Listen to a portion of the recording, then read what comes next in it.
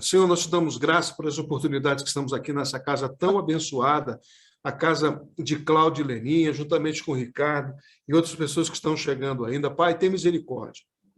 Nós te damos graças, louvores por esse lugar abençoado que o Senhor nos tem dado, por essa casa que nos recebe tão bem, e nós queremos estender a tua destra de misericórdia, de graça, de compaixão sobre a vida deste casal que nos recebe nesta noite aqui.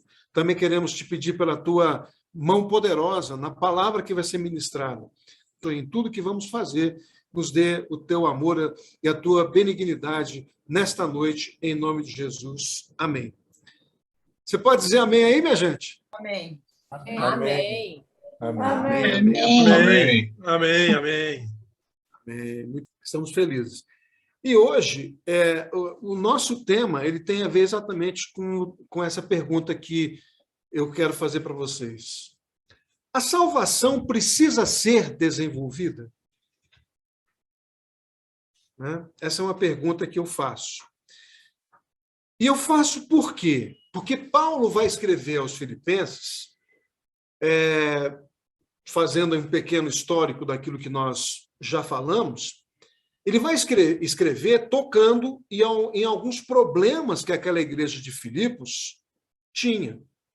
E um desses problemas era exatamente a desarmonia entre os crentes, e essa desarmonia era produzida por egoísmo e vanglória, como a gente viu lá no último encontro que nós tivemos. Os crentes da igreja de Filipos estavam se atritando, a ponto de alguns trabalharem na causa do serviço do reino, na causa do evangelho, para a sua própria promoção pessoal. Ou então buscando reconhecimento, né, do seu próprio grupo, como está lá em Filipenses, capítulo 2, versículo 3, que nós vimos já em outro momento. Então, a base dessa atitude era uma base de mesquinharia, era egoísmo. Quer dizer, cada um cuidando de si mesmo, cada um cuidando de si. Isso está lá em Filipenses 2,4. Então, Paulo vai exortar os crentes a olharem o exemplo de Cristo.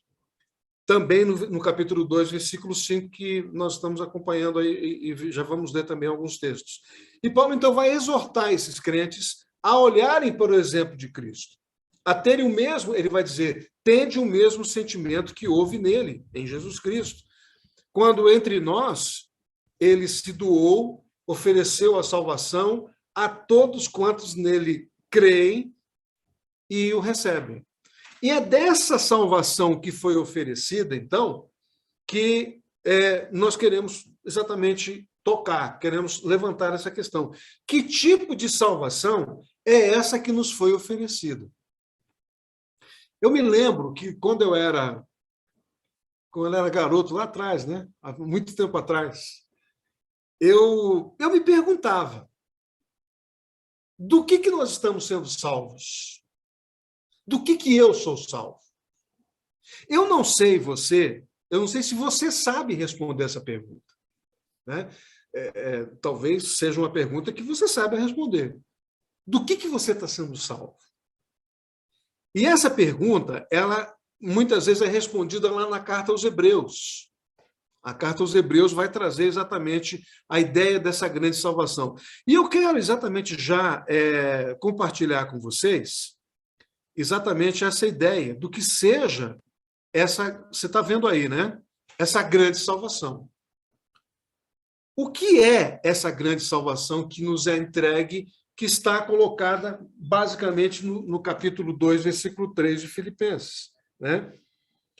Quando ele vai dizer o seguinte, no capítulo 2, versículo 3, completai o meu gozo, para que tenhais o mesmo amor, o mesmo modo de pensar, tendo o mesmo ânimo, pensando a mesma coisa, diante dessa realidade de uma salvação que é trazida para nós. Então, por que isso? Porque o termo grego para salvação traz a ideia de cura, de recuperação, de redenção, da salvação ser remédio para o bem-estar, para o resgate das pessoas.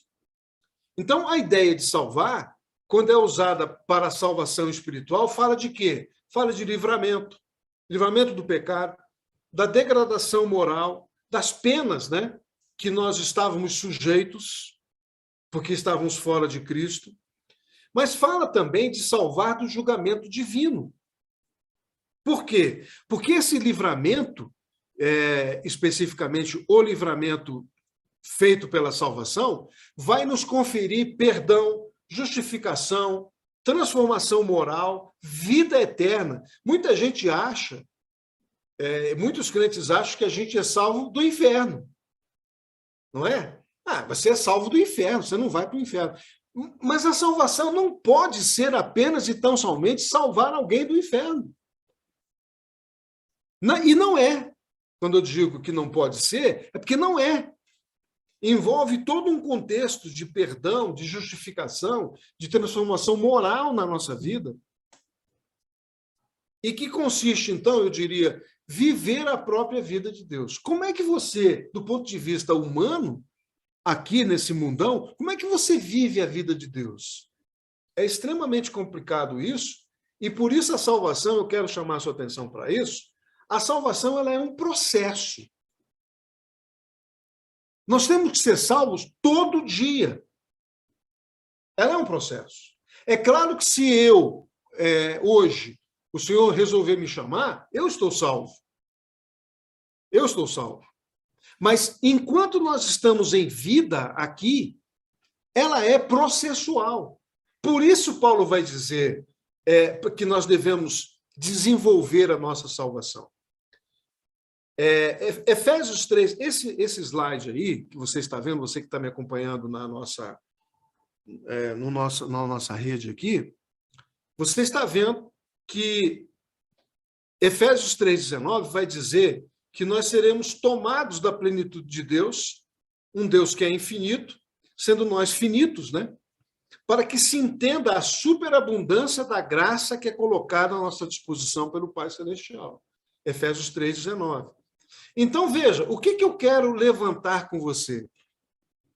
Um Deus que é infinito e que nos doou a salvação, essa salvação que Paulo fala também em Filipenses, nos dá a entender que não pode haver um fim na obra da salvação.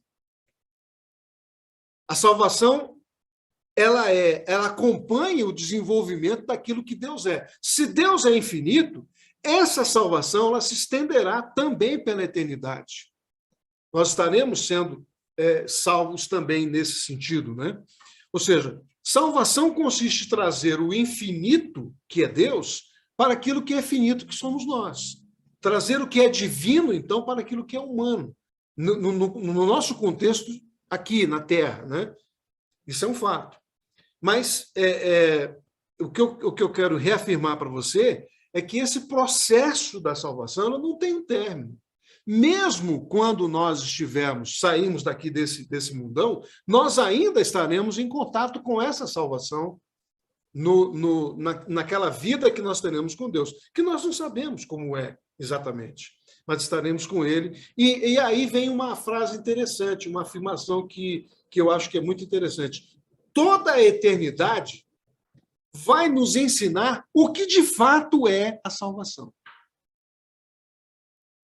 É a eternidade que vai nos dizer isso, que vai nos ensinar o que de fato é essa salvação, que não é apenas salvar do inferno, que não é salvar apenas dos nossos problemas aqui, das nossas lutas. Então, nós, nesse sentido, viveremos para entender o que isso vai significar. Significar o quê? Que a eternidade vai nos ensinar o que é essa salvação. Então, na nossa finitude, nós pensamos, como eu disse antes, na salvação apenas como livramento do inferno. Mas esse é um ponto bem pequeno dessa grande salvação. É um ponto bem pequenininho. Ela é muito maior do que isso.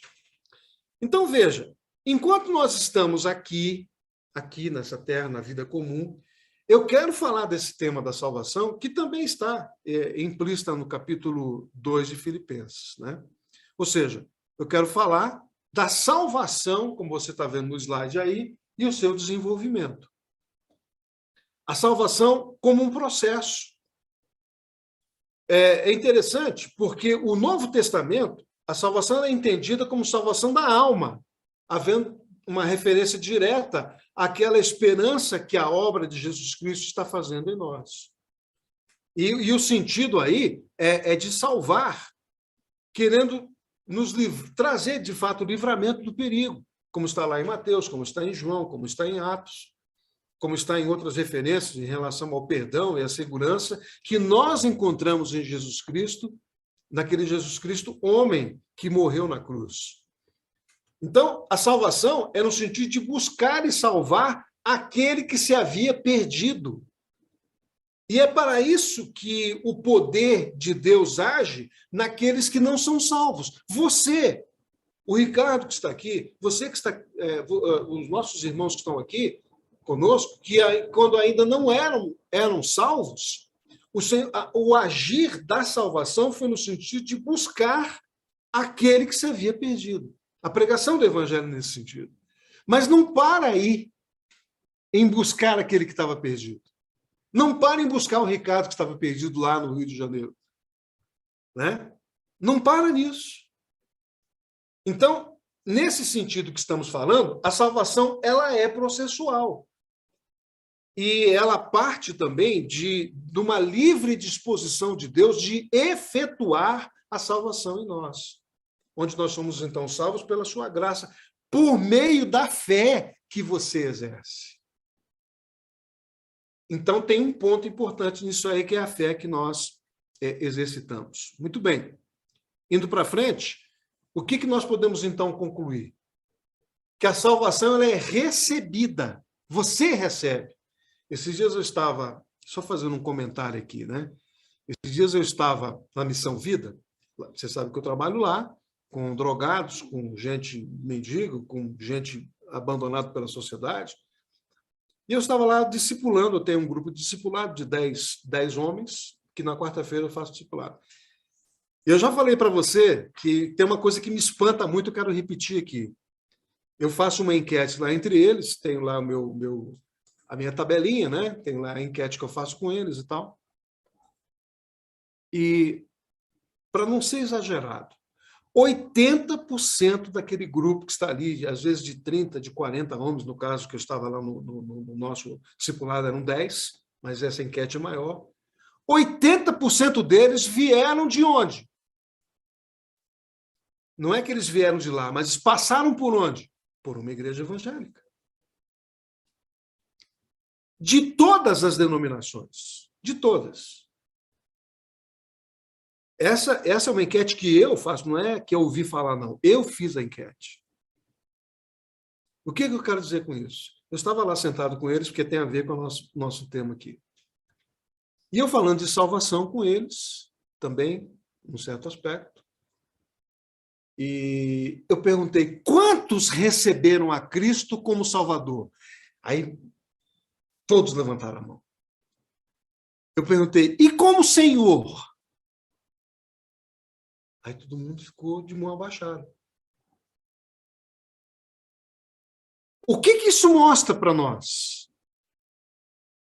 Que aquelas pessoas que passaram por igreja sabiam que Jesus era Salvador, mas não sabiam que eles tinham um dono. Eu falei para eles, você tem um dono, cara. Nós aqui temos um dono. Vocês aqui que estão comigo presencialmente, vocês têm um dono. É o senhorio de Jesus Cristo, que envolve o quê? Esta salvação, este processo de salvação que nós passamos por aqui. E foi interessante porque cada vez que eu chego em casa, eu posso me alegrar e chegar a dizer, hoje alguém recebeu a Cristo por nosso intermédio.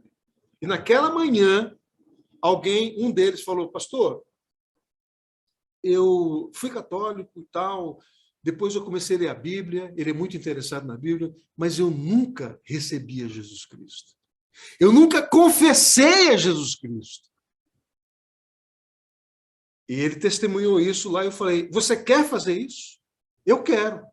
E no final ali, nós então levamos aquele homem a confessar Jesus Cristo, no meio daquele grupo, oramos, ministramos ali na vida dele, levamos ele a repetir uma palavra de oração, pedimos que o Senhor escrevesse o nome dele no livro da vida. E aqueles homens que estavam em volta, todos ali orando, testemunhando daquele momento, daquele rapaz, que há anos estava sem confessar a Cristo, lendo a Bíblia, achando bonito, achando legal, mas não tinha confessado a Cristo como Salvador e Senhor. É disso que nós estamos falando. Eu espero que não tenha ninguém aqui nesse grupo que ainda não tenha confessado ao Senhor. Eu espero isso. Mas se você não fez ainda, como já aconteceu no passado em outros NEBs, nós vamos confessar hoje aqui o Senhor Jesus na sua vida. Aliás, você vai confessar, né? Então, esse é um ponto muito importante de nós entendermos no contexto nosso, inclusive de igreja de Jesus Cristo, né? E eu quero aqui compartilhar com você o que nós estamos mostrando. A salvação ela é recebida. Não é uma conquista do homem. Ela é um presente de Deus. Ela é nossa, mas não é um direito de conquista. Eu não conquistei salvação porque eu tenho direito. Ela, na verdade, é uma dádiva imerecida. Ela é uma dádiva por graça. A salvação não é prêmio pelas obras que eu sou, porque eu sou bonzinho, porque alguém é legalzinho, porque alguém... Não, porque é filho de crente. Aliás, esse é um contexto interessante, né? Quantos filhos de crentes estão, muitas vezes, nos nossos grupos, e a gente acha que eles são crentinhos. Filho de crente não é crentinho, nem cretino também, né? Não é. Ele tem que confessar ao Senhor, porque um dia ele vai chegar diante de Deus e o que vai acontecer? Ele vai dizer, não, eu sou filho do Luiz Lira, eu sou filho do Roberto Lira. Negativo, aqui é cada um por si, Deus por todos. Literalmente. Então, a salvação não é um prêmio por obras, ou porque é filho de fulano, filho de Beltrano, porque meu pai é pastor. Não, não tem nada disso, não. É você que tem que confessar ao Senhor. Meu querido, minha querida, você que está me vendo, você que está me vendo, inclusive, no YouTube, depois, quando você for assistir esse vídeo. Se o teu filho, se a tua filha nunca confessou a Cristo, você precisa levá-lo a confessar ao Senhor, a receber no coração, a confessar, e ele, então, ser ministrado na salvação.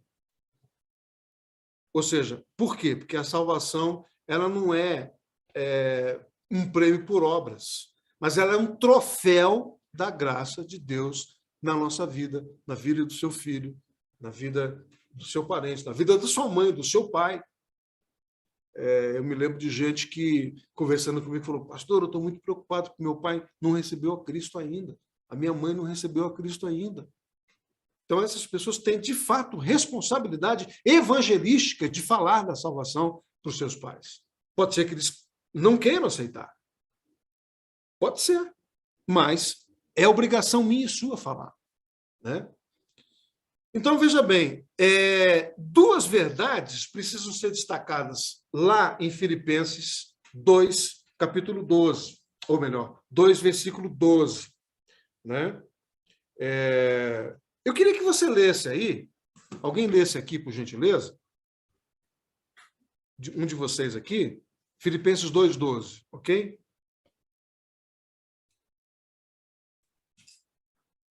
Assim, meus amados, como vocês sempre obedeceram, não só na minha presença, porém, muito mais agora na minha ausência, desenvolvam a sua salvação com temor e tremor. Pois é, por isso, meu querido que leu aí, nossos queridos todos aqui, né? Nós estamos falando, eu queria que você desligasse o microfone, por gentileza. Aí, muito obrigado. Então, veja, quando Paulo fala desenvolvei vossa salvação, parece que soa estranho para nós ele dizer isso. Por isso eu fiz a pergunta lá no início. A salvação tem que ser desenvolvida? Eu quero dizer para você que sim. Porque quando Paulo diz desenvolvei vossa salvação, ele não está afirmando que ela nos pertence por um direito, como uma conquista nossa. Não, não é isso. É porque ela nos foi dada. E como um presente que nos foi dado, e que foi um presente por alto preço, e não foi, foi recebido de forma gratuita, é preciso que nós desenvolvamos, valorizemos essa salvação, que é o que diz 1 de Pedro 1, 18 e 19, que não foi nem por prata nem por ouro, mas pelo precioso sangue de Jesus Cristo. 1 de Pedro 1, 18 e 19. Muito bem. Então, o segundo ponto aí, nesse contexto que nós estamos conversando, é que a salvação nos pertence verdadeiramente. Tá? Ela nos pertence de forma verdadeira. Muitos cristãos, muitos crentes, por não estarem firmados nas doutrinas da graça de Deus, ficam inseguros, pensando que a salvação foi dada no momento e que amanhã de manhã pode ser tomada de nós.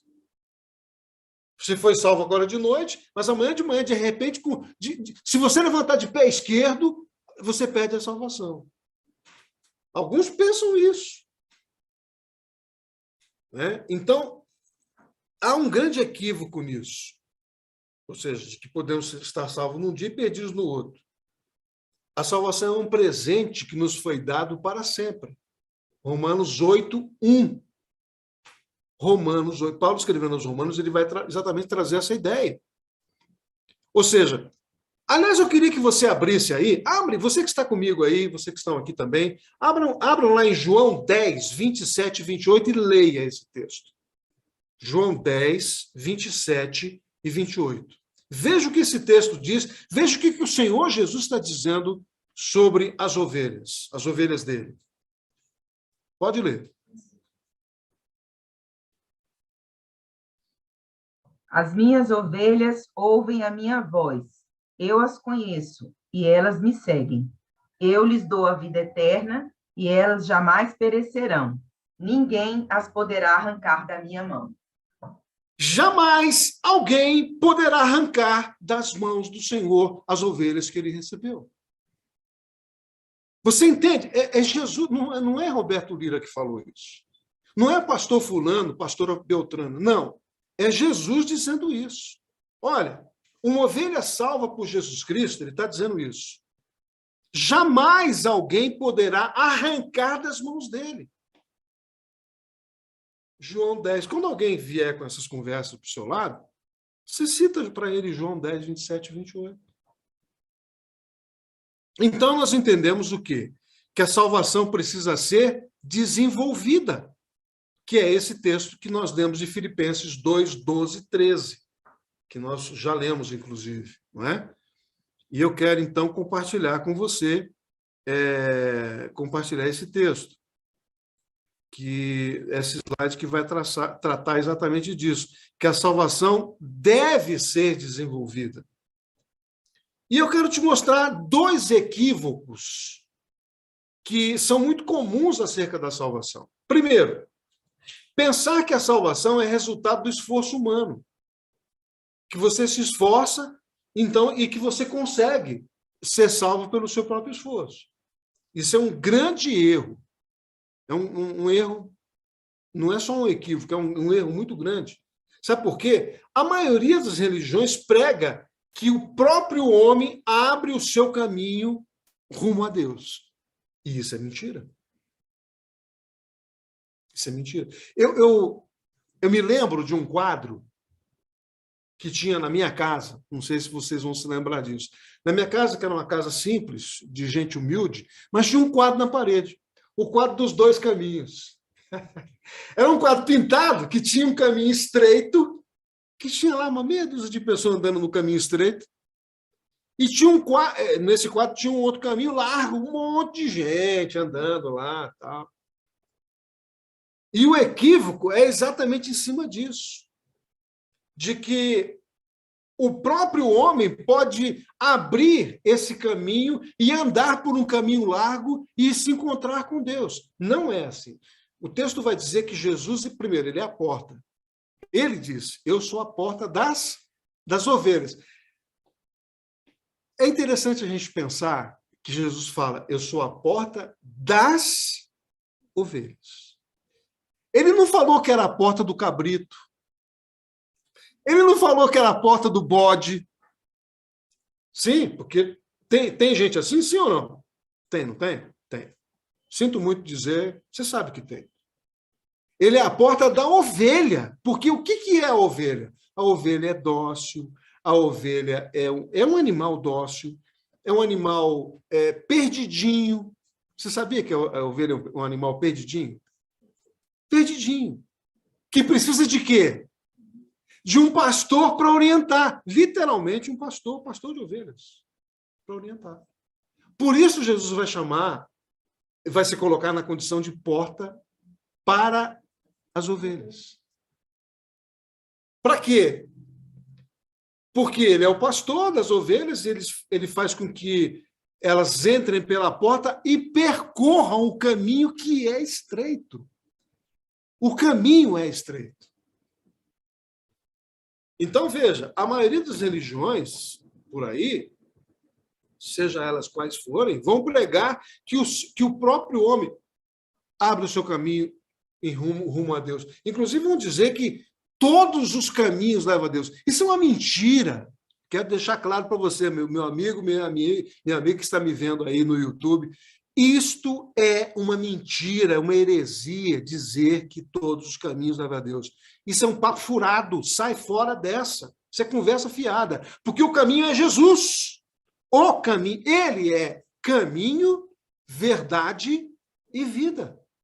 Além de ser a porta. Porta de quem? Da ovelha.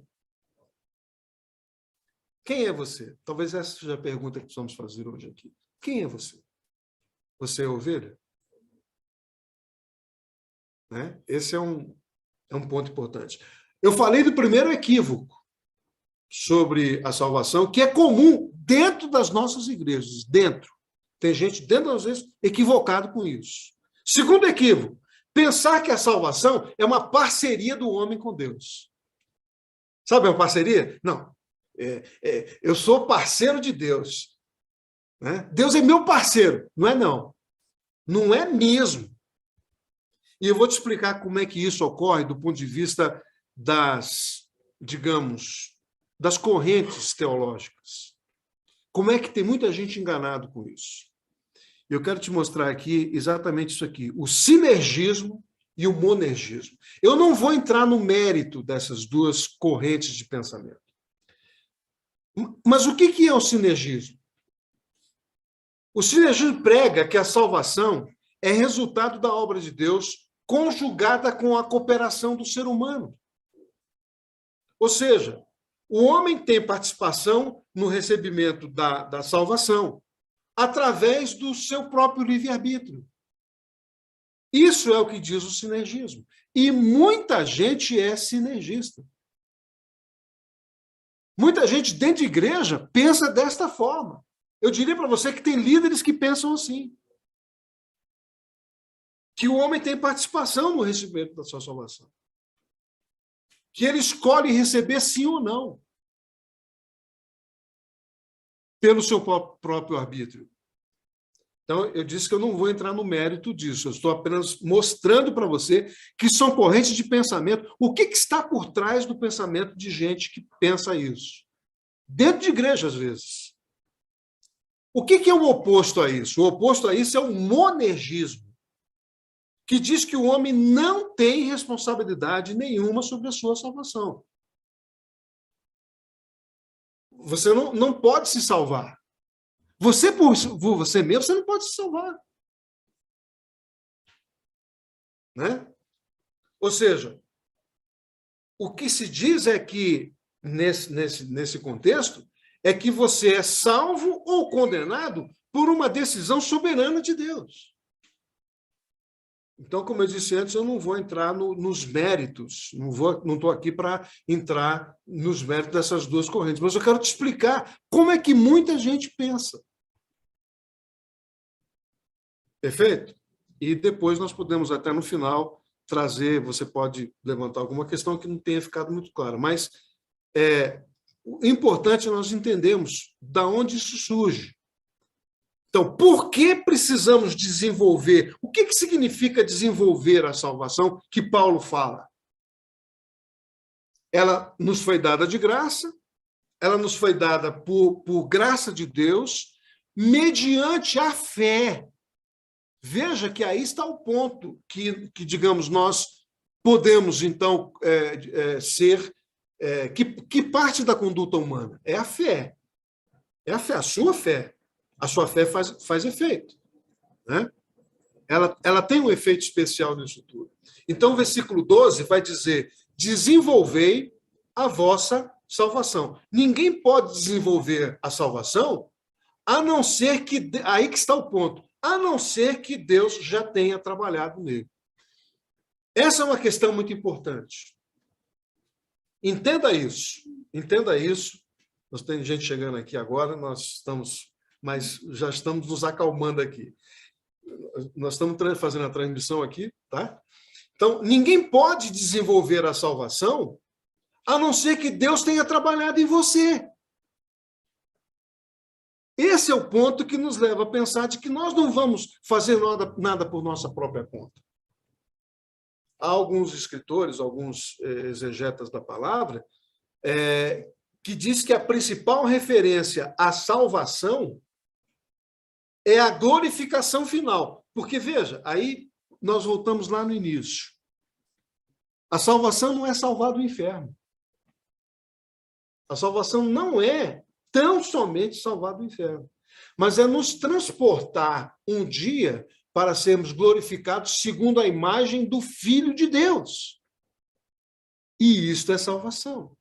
Isso vai ser efetuado em nós. Eu, sinceridade, fico me imaginando como é que eu vou ser transformado um dia, né, para me tornar semelhante à imagem de Jesus Cristo. Mas é isso que a Bíblia diz, e aí, pela fé, eu preciso crer nisso. Eu tenho que crer nisso. Senão eu vou ficar achando que é só para me livrar do inferno, para não ser espetado pelos capetas do inferno. E salvação não é só isso. Pelo contrário. Ou seja, quando Paulo está dizendo isso no versículo 12, para desenvolver, é porque ela precisa ser efetuada na vida prática. Tendo em vista o quê? Lembra que ele falou do dia de Cristo, que eu expliquei lá naquela aula passada? O que é o dia de Cristo? O dia de Cristo é o dia da sua manifestação, lá de Apocalipse, capítulo, quem fez Apocalipse sabe disso, Apocalipse capítulo 19, quando Cristo se manifesta e ele inicia o seu reino eterno, o seu reino milenial, o reino eterno. Então, até esse dia de Cristo, nós estaremos sendo desenvolvidos. Aonde? Nesta salvação. Então, não é porque você, né, foi...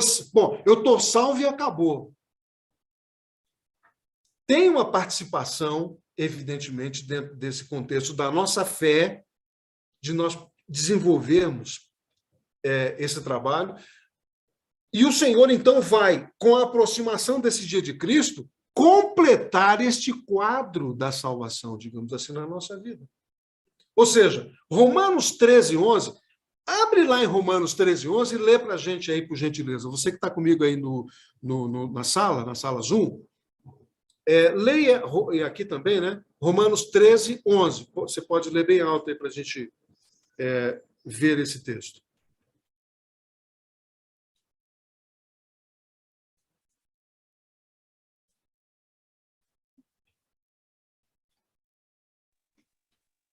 E digo isto a todos. Posso continuar? Pode ler.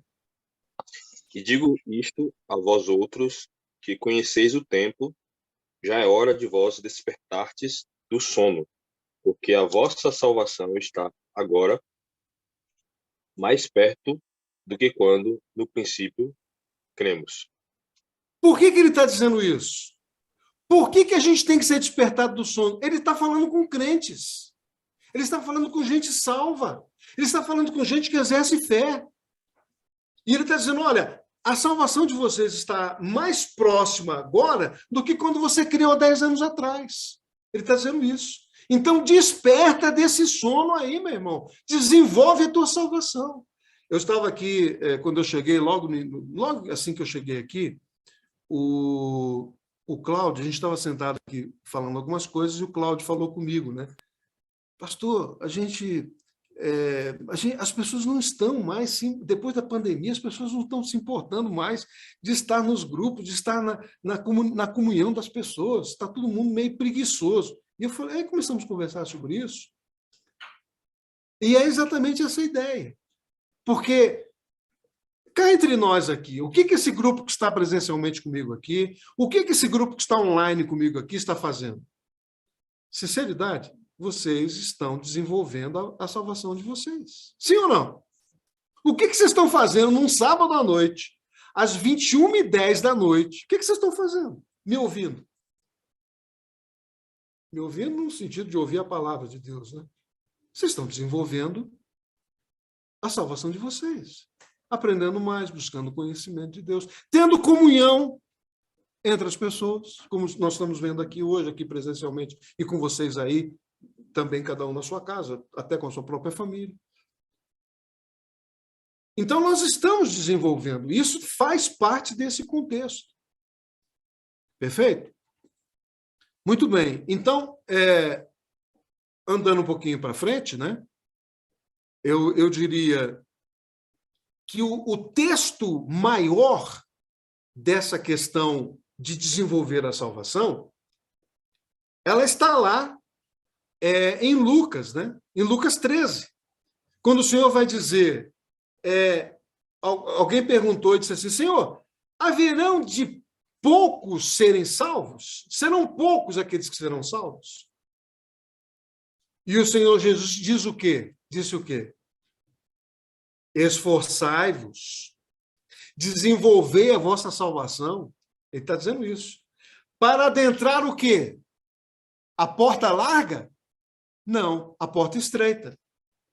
E ele vai dizer, pois eu vos asseguro que muitas pessoas procurarão entrar e não conseguirão. Não vão conseguir entrar. É interessante, porque esse texto é o próprio Senhor Jesus falando.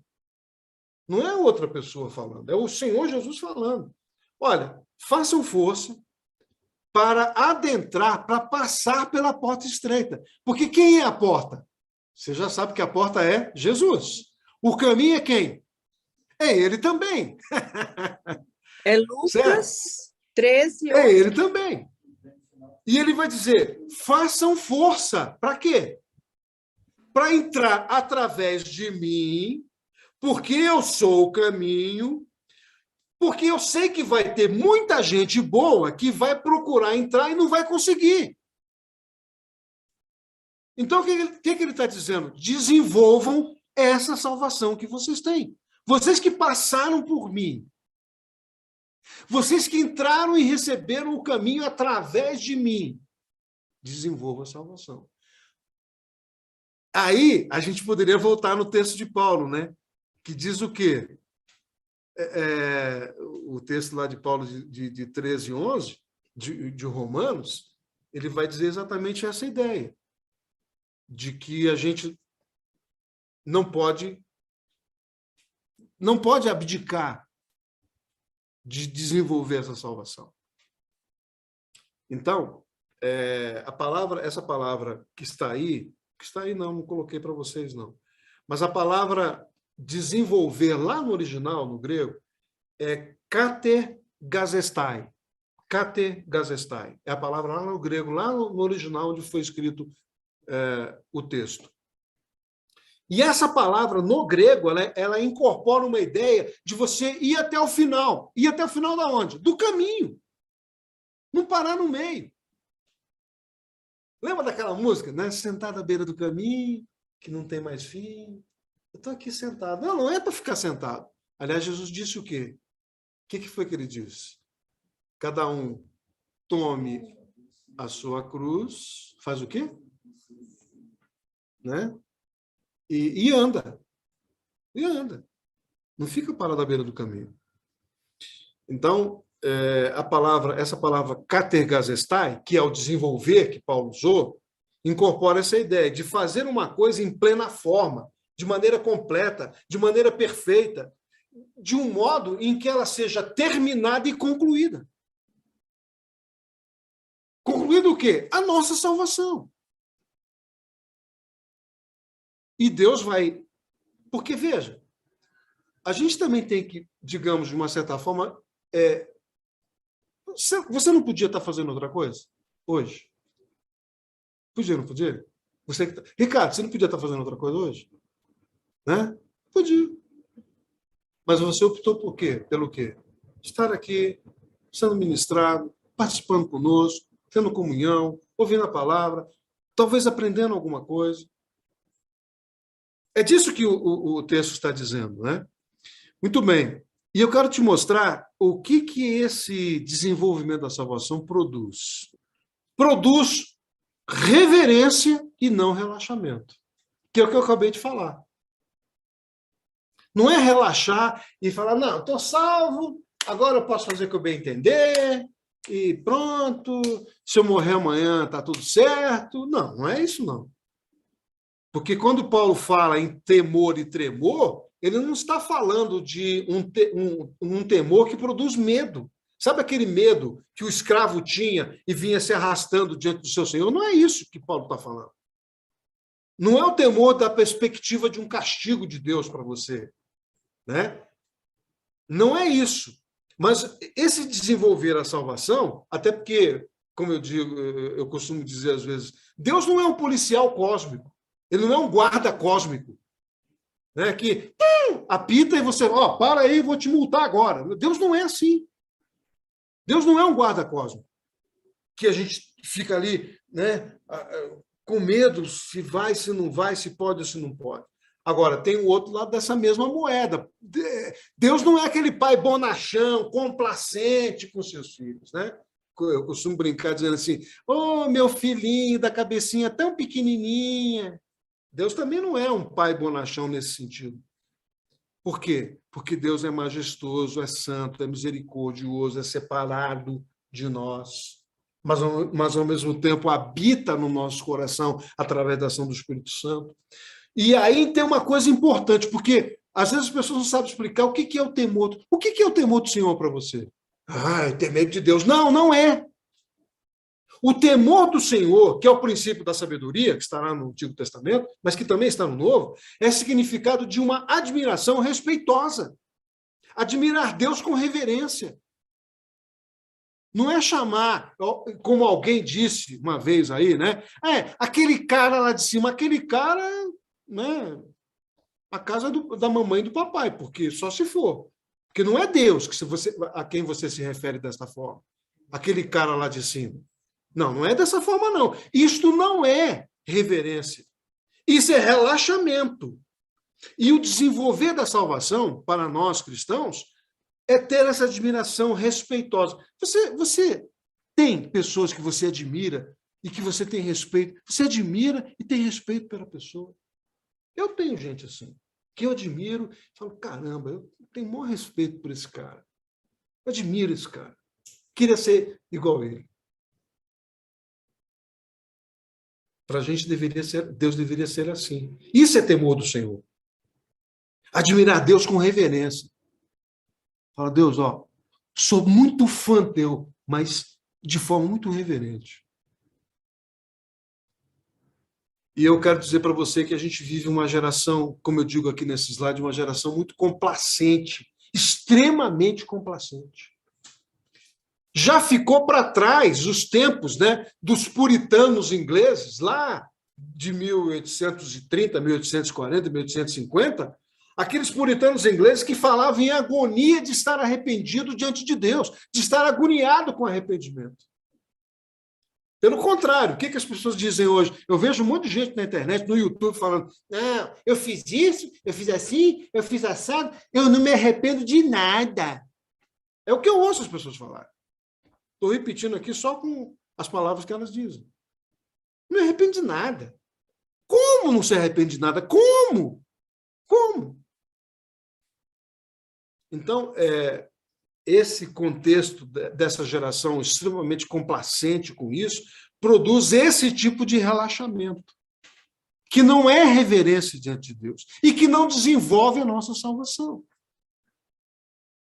O que eu fico, às vezes, me perguntando é porque eu vejo isso campeando entre nós, naquilo que é chamado de Igreja de Jesus Cristo, independente de denominação, não estou falando disso. Eu vejo isso andando, campeando entre as pessoas. Mas eu quero te dizer uma coisa. As pessoas que mais tiveram intimidade com Deus foram as que mais se prostraram de forma reverente aos pés do Senhor. Daniel caiu, Ezequiel caiu, João caiu diante de Deus de forma reverente, mas foram os que tiveram visão da glória de Deus. Sim ou não? Está escrito na palavra isso.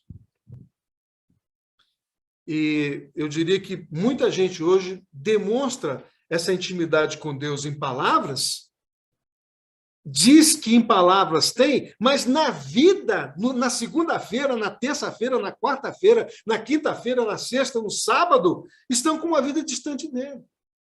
No domingo estão lá, né? Ah, glória a Deus, aleluia. Ah, ele vem, né? Ele vem montado no seu cavalo branco. Na segunda-feira, meu irmão, quando bota o pé fora da cama que vai trabalhar, a coisa pega. Não é assim? Fala sério. É assim que acontece. Quer dizer, demonstram uma falsa intimidade com Deus. Inclusive cantando, tocando lá no louvor, né? Demonstram uma falta de intimidade com Deus. Em palavras, de forma hipócrita, inclusive. Mas na vida mesmo, real, no pé no chão ali, tem uma distância muito grande dele. Muito bem. Indo para frente aqui, o desejo pela salvação é um trabalho de Deus em nós. Esse rapaz da Missão Vida, que conversou comigo nessa semana passada, na quarta-feira, ele demonstrava isso. Quando no meio de um grupo ali de 10 homens, 11 comigo, ele se levanta e fala isso. Ele mostra o quê? Desejo, quando eu toquei na questão, quando eu toquei naquele ponto, ele mostrou desejo pela salvação, mas esse desejo não é uma coisa do coração dele, apenas da sua natureza caída, não. A natureza caída de ninguém vai desejar, de ninguém, vai desejar a salvação. Não vai. Não vai. É um trabalho do Espírito Santo na nossa vida. Por ouvir a palavra. Por isso que o texto vai dizer, né, que a fé vem por ouvir o quê? A pregação de fulano e beltrano? Não, por ouvir a palavra, as escrituras. O ensino da palavra. E aí eu quero exatamente corroborar isso com você, lá em Filipenses 2,13, que você já leu algumas vezes, você pode acompanhar aí. Porque Deus é quem efetua em vós tanto querer como realizar. Gente, eu vou confessar o meu pecado aqui. O dia que eu descobri esse versículo para mim, para minha vida, de que era Deus que produzia em mim o querer, sabe por quê? Porque eu nunca queria nada com Deus. Eu nunca queria nada. Eu confesso aqui. Eu não queria. Eu não queria ser pastor, eu não queria estar na igreja, eu não queria me relacionar. Eu queria viver uma vida híbrida. Híbrida. Uma igreja de Raimundo. Um pé na igreja, estou no mundo. Mas quando eu descobri que é Deus quem efetua em mim, em você, em nós, o querer, porque são duas coisas diferentes, muito importantes nesse versículo que Paulo cita lá em Filipenses, que nós estamos estudando. O desejo por ser salvo é Deus que opera isso dentro de você. Você que tem filho, você que tem neto, você que tem filha, você que tem um sobrinho, você que tem o teu pai, a tua mãe, o desejo dessas pessoas que ainda não são salvas só vai brotar porque Deus é o Espírito Santo que vai tocar. O que você tem que fazer? Orar. Ministrar na vida deles. Eu me lembro da minha mãe. Eu já contei para vocês, né? Que às vezes eu chegava com 18, 19 anos de idade, eu chegava em casa, entrava no meu quartinho, pé ante pé ali, e quando eu olhava 3 horas da manhã, né? Aí quando eu olhava para o corredor, assim, que eu ia para o meu quarto, meu pai estava orando de joelhos. Aquilo rasgava o meu coração. Sabe por quê? Porque eu sabia que ele estava orando por mim. E no outro dia de manhã, ele não pegava um varapau desse tamanho assim e saía batendo na minha cabeça. Onde é que você estava, seu sem vergonha? Não fazia isso não. Não fazia isso. Mas aquilo ali rasgava o meu coração. Ainda que eu não quisesse. Deus, de uma forma impetuosa, efetuou em mim o quê? Eu querer. Tem hora que você não quer. Você que está me vendo aí, você sabe que tem hora que você não quer. Você não quer frequentar, você não quer ir para o grupo, você não quer receber a palavra, você não quer. Fala sério, seja honesto, você não quer.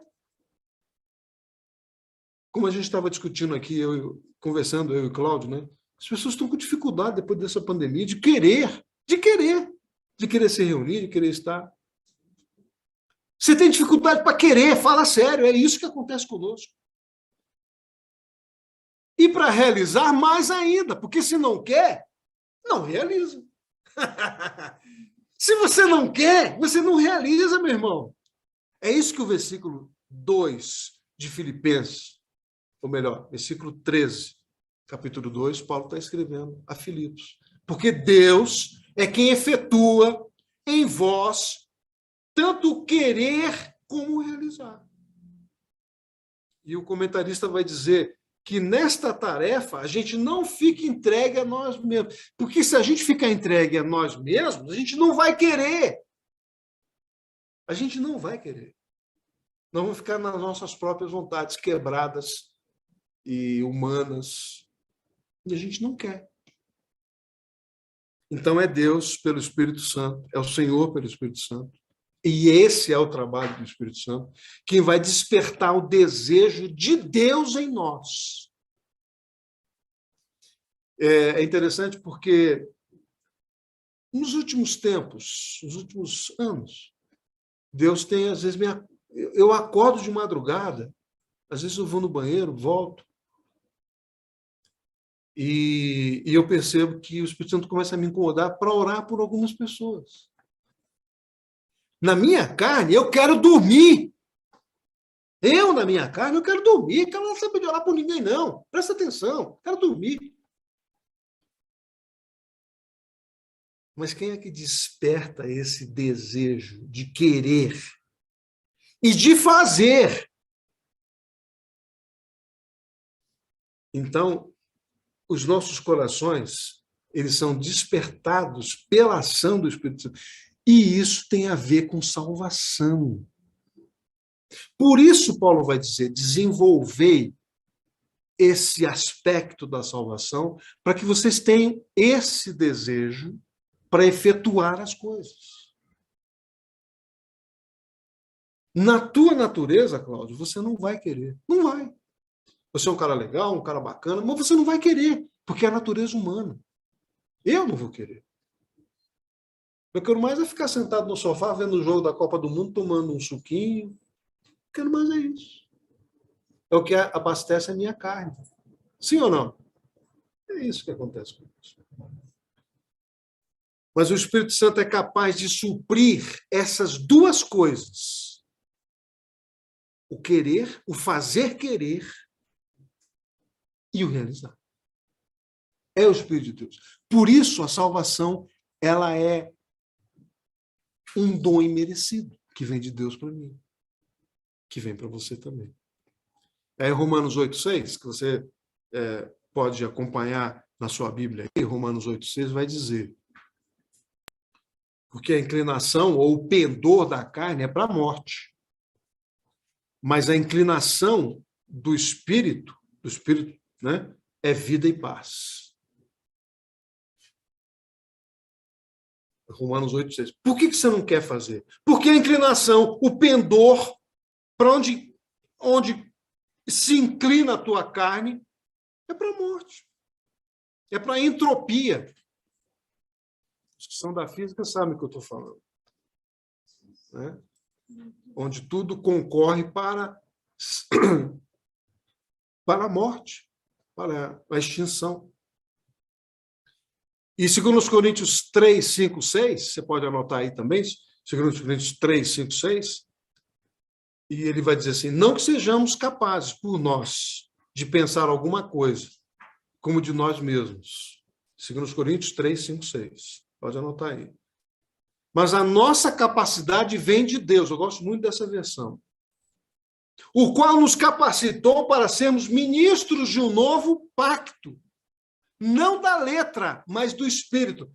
Porque a letra mata, o espírito vive. Tem muita gente boa que usa esse pedaço do texto, a parte final ali, a parte C do texto, porque a letra mata e o espírito vivifica. Meu irmão, lê o resto. Ou melhor, lê o início, não é o resto, o início.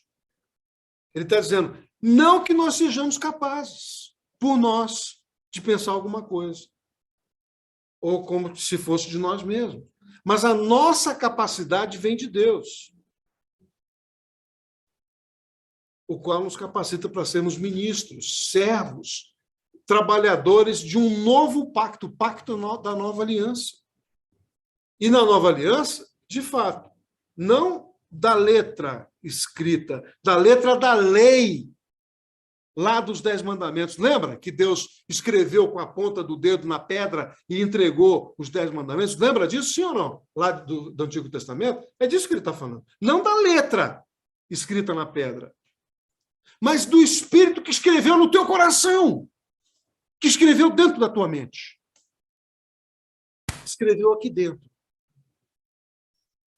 É isso que ele está dizendo. Aí sim, porque a letra da lei mata. Mata por quê? Não faça isso, ou então você vai ser julgado. Não faça aquilo, porque você vai ser julgado.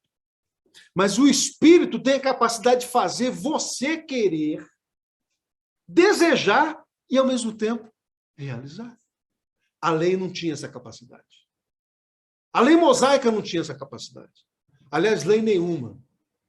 As leis estão aí. Aqui no Brasil tem esse detalhe, né? Tem lei que pega e tem lei que não pega. Você sabe disso que eu estou falando. Tem lei que pega para uns, mas não pega para outros. Ou não é assim? Fala sério. É desse jeito, sim.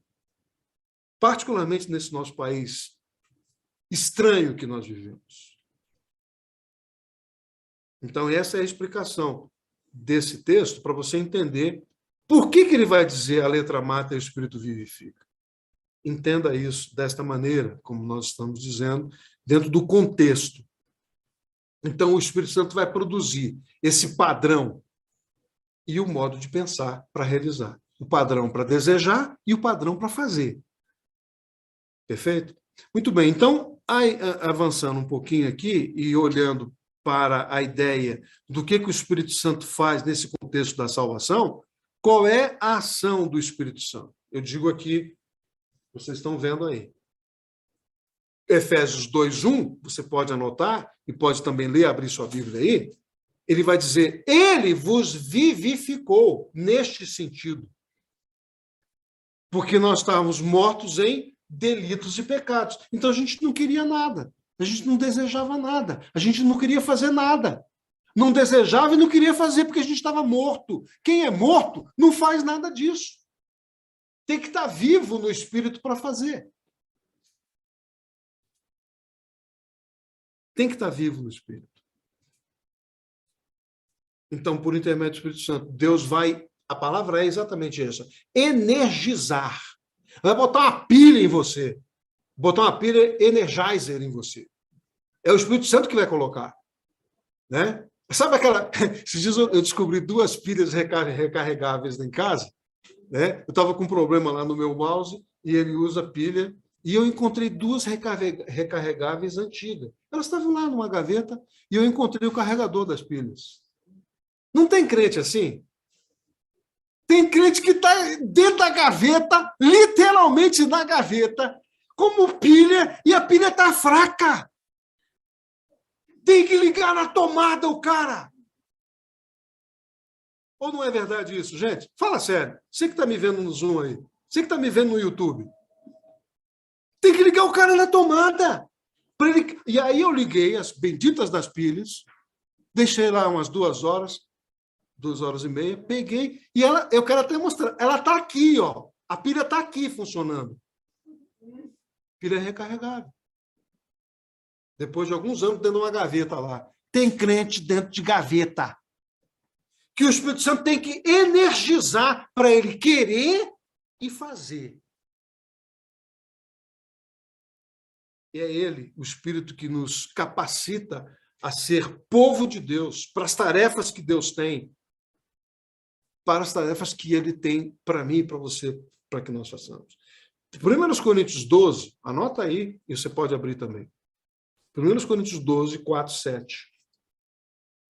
Você tem ali uma das relações de dons espirituais. Uma das. Na verdade, são 3 grandes relações de dons no Novo Testamento. 1 Coríntios 12 é uma delas, e eu quero citar elas aqui. Ou melhor, citá-la, né? Onde os dons... E aí está a prática daquilo que Paulo fala. Sabe quando ele fala assim, que o Espírito Santo, então, que Deus vai nos capacitar a querer e fazer? Ele te dá o dom. Por que vocês acham que eu estou aqui? Falando para vocês presencialmente, com um monte de gente que está aqui me vendo na sala. Por que eu estou aqui? Porque Deus colocou, o Espírito Santo colocou um desejo no meu coração de obedecê-lo, primeira coisa. Trouxe energia e capacitação para a minha vida, me dando a capacitação através de um dom espiritual, para ministrar a palavra, para ensinar a palavra, para que as pessoas entendam aquilo que está sendo dito. Então, o dom vem no sentido de dar o desejo e a habilidade. Porque para fazer tem que ter habilidade. É todo mundo que faz tudo? Não. Você tem que ter desejo, mas terá habilidade. O dom é isso. Deus trabalha, então, em nós, nos crentes, e os crentes trabalham com Deus. E eu quero deixar muito claro esse com Deus. Você não trabalha para Deus. Fala sério, Deus não precisa de você. Se Deus quiser alguém, ele fala com a pedra e a pedra se transforma em testemunho dele para ele. Quem disse isso não é Roberto Guerreiro, quem disse isso foi a palavra que disse isso. Então você trabalha com Deus. Ele vai na frente, fazendo as coisas, né? E você vai ali fazendo as coisas com Deus. Não é que você vai na frente fazendo, né, de peito aberto lá, e Deus vem atrás consertando as besteiras que você faz. Não é assim, não. Não é assim, não. Você vai andando, fazendo, né, e erra, e faz, e Deus vai consertando. Igual um serviçalzinho arrumando as bobagens que você faz. Não é assim, não. Não é mesmo. Deus vai na frente. Ou seja, deixa Deus ir na frente. Deixa o Espírito Santo agir na tua vida. Deixa, permita. Aí sim tem uma participação sua. Sabe qual é a participação que você pode ter? Descobrir qual é o dom. O texto de Efésios vai dizer, de 7 a 11, de que o Espírito Santo distribuiu pela igreja os dons. Você é a igreja? Igreja de Jesus Cristo? Então você tem um dom. Quer descobrir o teu dom? Faz o teste de dons com o NEB Espírito Santo. Faz comigo o teste. Não que eu vá te dizer, não. O teste de dons vai dizer qual foi o dom, qual foi a habilidade que o Espírito Santo te deu. Para você desenvolver, querer e fazer. Você vê como é que a Bíblia é toda interligada? Tem gente que lê a Bíblia assim, né? Lê um pedaço, depois lê outro, e não consegue concatenar as coisas. A Bíblia é organizada. Deus é um ser organizado. A gente que é bagunçado, mas ele é um ser organizado. Deus é um Deus sistematizado. E fez um homem sistematizado, não é? A gente tem sistema nervoso, sistema límbico, sistema mental, sistema coronário, né? Ontem de madrugada eu amanheci acordei com uma dor aqui no peito, falei, será que eu estou tendo alguma coisa no meu sistema coronário? Mas não era, não. Era só bobeira minha. Então, esse texto de 1 Coríntios vai falar, né? A diversidade de operações, mas é o mesmo Deus que opera tudo em todos. Ou seja, os crentes se tornam o quê? Cooperadores de Deus. Deus vai na frente e eles vão fazendo ali, cooperando com Deus. Então, desta maneira, não há nenhum desejo em nós por Deus. e pela sua própria obra, que não proceda dele mesmo. Sabe quando você vai ajudar alguém, quando você dá a sua oferta, quando você contribui com alguém, quando você ajuda e leva uma cesta para uma pessoa mais simples, mais pobre, né? Quando você faz uma compra no mercado e separa lá, isso não é ser, porque você é uma pessoa muito... Não é não. Não é não. Não é não. É porque Deus opera esse desejo em você. E quem sabe você tem um dom de serviço. Quem sabe você tem um dom de serviço, um dom de ambulância, um dom de socorro, que é dom espiritual, dom de socorro. Quem sabe você que está me vendo aí tem dom de socorro e você não sabe. Isto é a operação do querer e do fazer, que o Espírito age na sua vida. Então, nós estamos desenvolvendo a nossa salvação, tendo consciência de que é Deus que está agindo em nós, através do seu Espírito. Muito bem. E indo já para o nosso, caminhando para o nosso finalzinho, né, para a nossa conclusão também, o processo da salvação também é uma obra de Deus em nós. É uma obra desenvolvida, é uma continuidade de um processo de Deus. E porque aí tem um detalhe importante que eu quero dizer para você.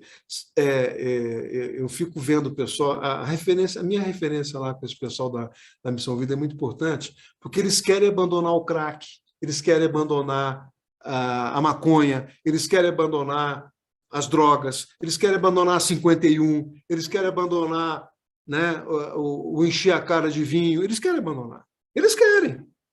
A pergunta é, eles conseguem? Essa é a pergunta. Então, qual é a conclusão? Que neste processo da salvação, que é obra de Deus, sem a ajuda de Deus, nenhum pecado é vencido. Nenhum pecado. É claro que as pessoas têm que se internar. É claro que tem que se internar lá na Missão Vida ou numa instituição de recuperação.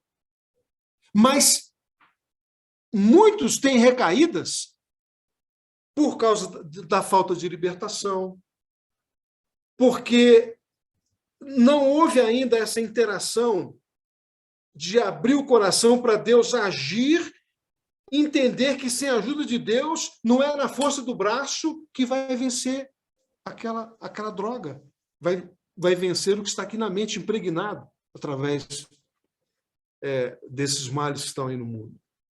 Então, somente por uma ação divina, que é quem efetua em nós o querer deixar a droga, como também o realizar deixar a droga.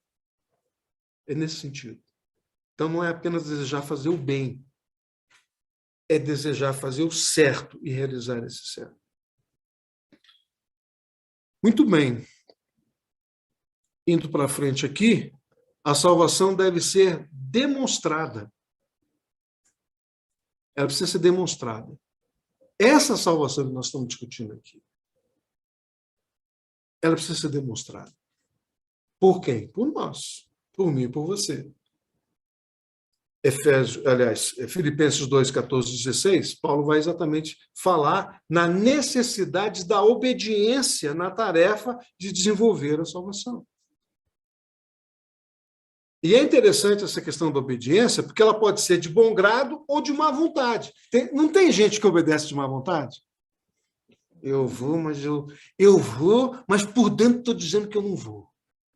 Eu até vou, mas por dentro estou dizendo que eu não vou. De má vontade. A obediência de má vontade, queridão, eu estou falando de gente crente, tá? A obediência de má vontade se equivale à desobediência. E o apóstolo Pedro vai falar da prática da hospitalidade. E quando ele fala da prática da hospitalidade, ele levanta essa questão de a pessoa fazer a hospitalidade sem se lastimar ou se queixar. Né? Fazer desejando fazer e fazendo. Que é uma questão de dom, porque hospitalidade existe o dom da hospitalidade. Tem gente que se sente melhor recebendo as pessoas na sua casa do que estando sozinho. Tem gente que é assim. Não estou dizendo que é todo mundo. Mas existem pessoas que se satisfazem muito mais tendo pessoas sendo hospitaleiras na sua casa do que estando sozinhos. Isto é dom de Deus para acolher, aí sim, acolher as pessoas, recebê-las. E isso tem uma parcela desse contexto de querer fazer e realizar. Você entende o que nós estamos dizendo aqui, né? Filipenses 2,14, se você ler aí, você pode ler, eu vou só adiantar aqui, ele diz assim, fazei tudo sem murmuração nem contendas. Ou seja, a salvação tem que ser demonstrada. Ela precisa ser demonstrada. E aí, como é que a gente poderia, então, demonstrar? Algumas ideias estão colocadas aí, né? Primeiro, a salvação é demonstrada pelo intermédio de relacionamentos transformados, mudados, alterados. Lá em Filipenses 2, 3, 4, que nós já vimos antes, mas você pode abrir aí, Paulo mostra como é que aqueles crentes de Filipos estavam fazendo as coisas com motivação errada. Você lembra da história de Evódia e Sintique, que nós falamos na aula passada, que eram membros daquela igreja, duas mulheres que eram membros daquela igreja, que estavam, as famílias dessas duas brigavam entre si, pelo trabalho que era realizado na igreja, com murmuração e com contenda. Um murmurando do outro. O que é murmurar para você, gente? Fala sério, o que é murmurar? O que é murmurar? Você que está me vendo aí. Não é fazer aquela futriquinha, não é? Que promove o quê? Promove contenda. Promove discussão, bate-boca. Então, Paulo vai orientar esse povo porque eles estavam trabalhando sem sintonia uns com os outros. Dentro, não é fora da igreja, não. Não é num partido político. Não é entre A, B ou C. Não. Dentro da igreja. Então havia o quê? Partidarismo, discordância entre eles. Não, eu canto melhor. Eu toco melhor. Minha voz domingo de manhã é uma benção. Todo mundo ouve domingo de manhã a minha voz. Eu canto muito. É isso. Partidarismo, discordância, motivações erradas. A igreja estava dividida e Paulo vai exortar esses crentes, dando ordens específicas sobre isso, né? E é interessante porque são dois pecados que aparecem aí. A murmuração, ou seja, a murmuração como algo externo, um pecado moral, aquilo que nós manifestamos que é proveniente do coração e da mente. Na hora que a gente está murmurando, como fez o povo de Israel no deserto, eles estavam manifestando o quê? Aquilo que estava no coração. Não é aqui, não, é aqui, ó. Né? Coração e mente estão aqui dentro. Aí Paulo vai dizer, fazei tudo sem murmurar. Fazei tudo sem confusão. E a palavra no original grego, essa palavra ela lembra exatamente o murmurar da rebelião e da infidelidade daquele povo judeu na sua peregrinação do deserto contra quem? Contra Deus. Veja, o povo reclamava contra Deus e reclamava contra Moisés. Murmuravam das privações, dizendo que não deviam ter deixado o Egito. Mas quando eles estavam no Egito, eles murmuravam que estavam no Egito. Quando saíram do Egito, murmuravam porque estavam saindo do Egito. Murmuravam porque não tinham o que comer. E quando Deus providenciou o maná, o que aconteceu? Eles murmuraram porque não tinha carne. Ah, Senhor, tem maná, mas não tem uma bisteca. Não é? Tem maná, mas não tem uma picanha. E olha que tem gente prometendo picanha. Não é? Pois é. É desse jeito. Mas, evidentemente, essa murmuração era contra Moisés, contra os líderes e contra Deus. Murmuraram durante 40 anos no deserto. Queridos, eu quero dizer uma coisa para vocês. Eu estou aqui, às vezes, fazendo uma brincadeirinha, Mas muitos de nós, talvez até eu mesmo, nós somos como eles. Deus nos abençoa, nos dá aquilo, além daquilo que precisamos, e às vezes a gente não gosta. Aí Deus nos abençoa um pouco mais e a gente continua a murmurar. Deus dá o Peugeot, né? Igual eu, dá o Peugeot 2013. Não, eu quero uma caminhonete diesel 2022. Mas essa caminhonete não te leva para o mesmo lugar que o Peugeot leva? Leva sim. Mas nós não somos assim. Quer dizer, claro, aqui para vocês que eu estou satisfeito com o meu Peugeot. O que eu quero dizer é enfatizar isso, que muitos de nós somos como aquele povo no deserto.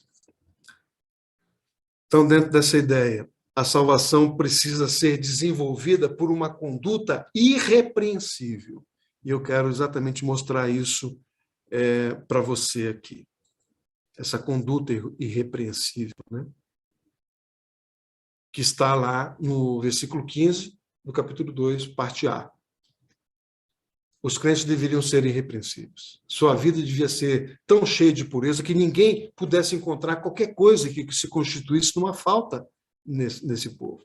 Por quê? Porque o cristão não é apenas, ele não é apenas ou deve ser puro, mas viver uma pureza que deve ser vista por todos.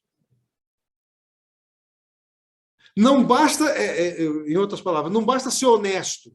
Tem que demonstrar que é honesto. Não, fulano é honesto. Tá, mas ele demonstra? O cristão precisa ser assim. Não basta ser honesto. Não basta ser fiel. Ele demonstra ser fiel.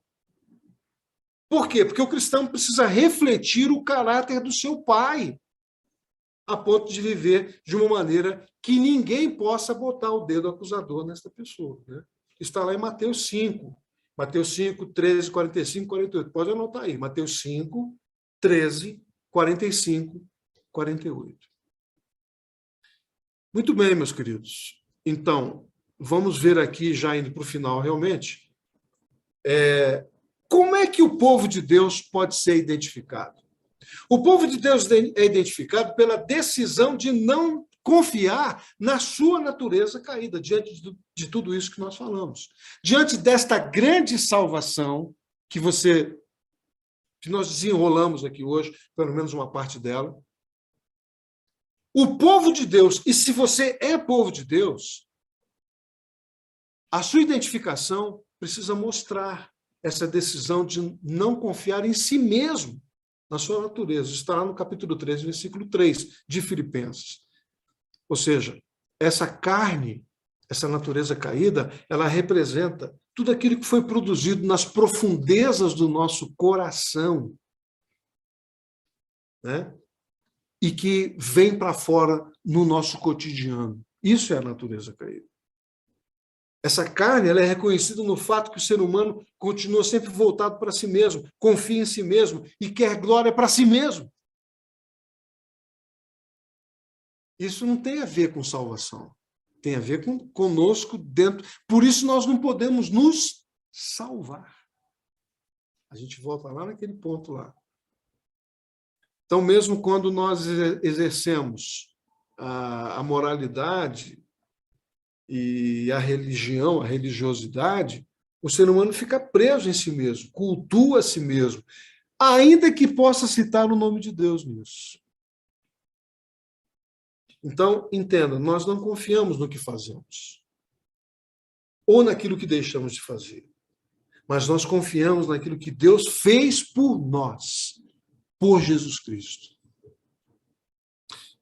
O segundo ponto, indo nessa finalização, é de que o povo de Deus é identificado pela adoração. Está aqui, ó. O povo de Deus é identificado na adoração, na verdadeira adoração. E a questão é, a quem essa adoração é prestada e de que maneira, de que forma, né? Os cristãos que adoram a Deus fazem isso mediante a ação do Espírito Santo. Porque toda adoração que não é prestada a Deus é idolatria. Toda oração oferecida a Deus sem ação do Espírito não é aceitável por Ele. Então, o foco é não separar o culto que nós prestamos a Deus daquele que nós prestamos na vida comum fora do templo.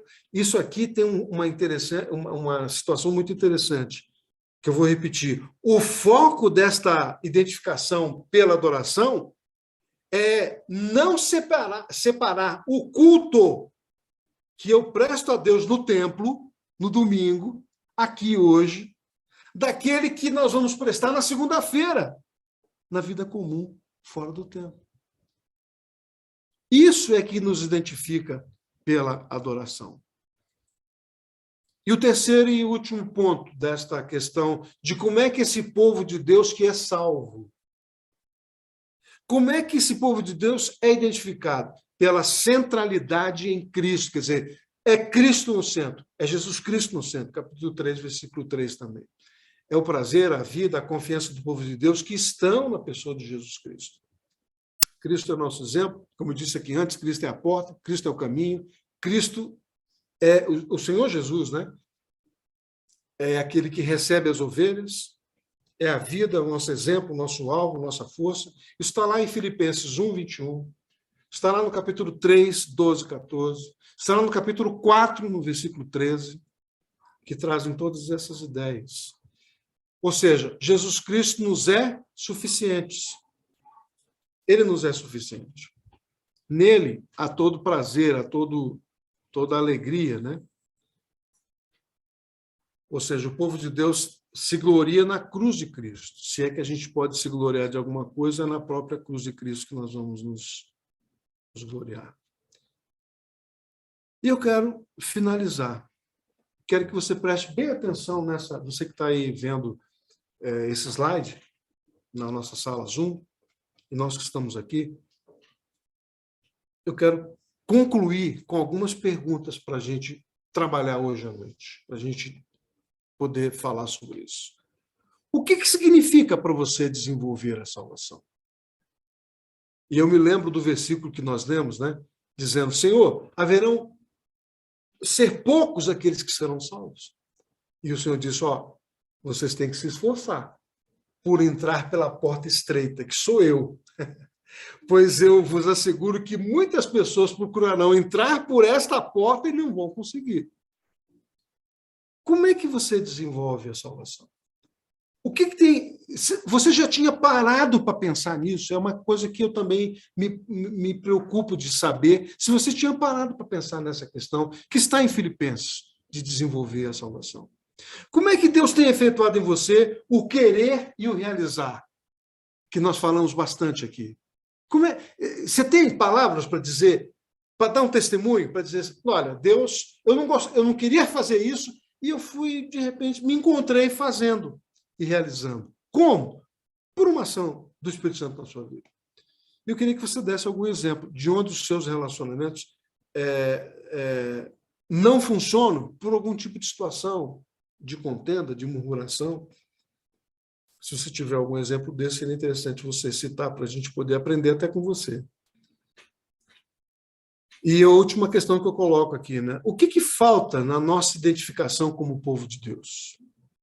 A gente viu 3 pontos aqui sobre essa identificação do povo de Deus. O que falta para mim e para você? Centralidade em Cristo? Estar centrado em Cristo. É na adoração que nós estamos falhando nisso, ou porque a gente confia, digamos, em nós mesmos. Porque eu confio em mim mesmo, porque você confia em si mesmo. E é dentro desse contexto que eu gostaria de encerrar esse nosso núcleo de hoje. E espero que você consiga perceber esse desenvolvimento da salvação, particularmente nesses pontos que eu falei agora, do final, né? Em que o povo de Deus ele tem uma identificação. Identificação do ponto de vista das pessoas que estão lá fora, que olham para você e que identificam. É uma certidão de nascimento. Como cristão, né? É uma carteira de identidade que você tem com essas 3 questões. A vida desse irmão é centrada em Cristo. A vida desse irmão identifica que ele é um adorador. A vida dessa irmã nos identifica pela decisão de que ela não confia na sua natureza. Ela confia no Senhor, ela confia na ação de Deus na sua vida. Então, acho que a pergunta que nós podemos fazer nesse momento é: como é que você tem sido identificado como um cristão? Como? Eu queria orar com você nesse momento, depois eu posso colocar esse compartilhamento para você, mas queria orar com você nesse momento, nessa finalização que estamos tendo aqui, para abrir para vocês poderem falar sobre isso. Gostaria que vocês falassem, né? Vamos orar? Coloca diante do Senhor aí essas questões que foram faladas hoje. Como é que o Senhor está agindo? Como é que o Espírito Santo está agindo na sua vida? Como é que você está permitindo esse desejar, esse querer e realizar? Senhor, nós queremos agora te agradecer por este momento que estivemos juntos, tanto aqui presencialmente, quanto com tantas pessoas aqui na sala Zoom, no YouTube. Senhor, nós te damos graças, porque o Senhor tem feito maravilhas entre nós, nos ensinando a mim também. E é assim que eu te peço, neste final, que nós tenhamos, conseguimos colocar na nossa mente, saímos daqui hoje com uma mentalidade nova, com uma maneira de enxergar nova, essa ação do Senhor em nossa vida. Buscando, ó Deus, entendermos como desenvolver a nossa salvação. É o que nós oramos e já te agradecemos por tudo. Em nome de Jesus. Amém. E amém.